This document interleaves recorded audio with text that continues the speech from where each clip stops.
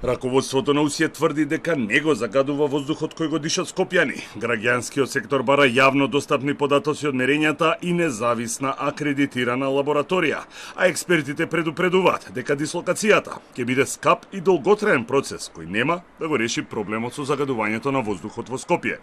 Од Државниот инспекторат за животна средина соопштија дека во Усија годинава се извршени неколку контроли, редовни и вонредни, а последната е направена минатата недела и не се регистрирани неправилности во работењето. Цементарница Усија од страна на Државниот инспекторат редовно се инспектира, бидејќи тие поседуваат интегрирана еколошка дозвола издадена од Министерството за животна средина. Усија се инспектира, последната беше на 18.12. контрола, заедно со државен инспектор беше и овластен инспектор од кисела вода. Не се откриени неправилности на работата на субјектот, значи при контрола на Државниот инспекторат. Усија и Зелен Хуман град остануваат на диаметрално спротивни ставови.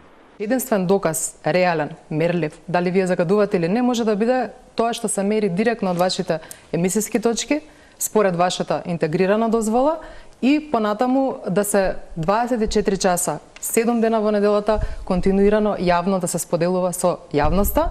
Има точно правило и овие бројки не се само контролирани од страна на Државниот инспекторат за животна средина, тоа се верифицирани податоци од страна на меѓународни акредитирани тела. Дислокацијата на Усија не е решение и нема да направи значајна разлика во квалитетот на воздухот во Скопје, смета професор доктор Дејан Мираковски, ректор на Универзитетот Гоце Делчев во Штип.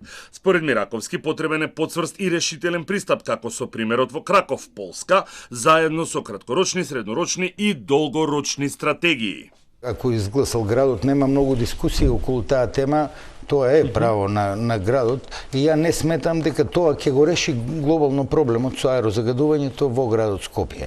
Експертите се децидни дека евентуална дислокација на Усија представува комплексен процес кој би траел со години и финансискиот товар би паднал на државата, а треба да има и правна основа и постапка која би била потпора на одлуката за дислокација и би спречила правни компликации и евентуални судски процеси.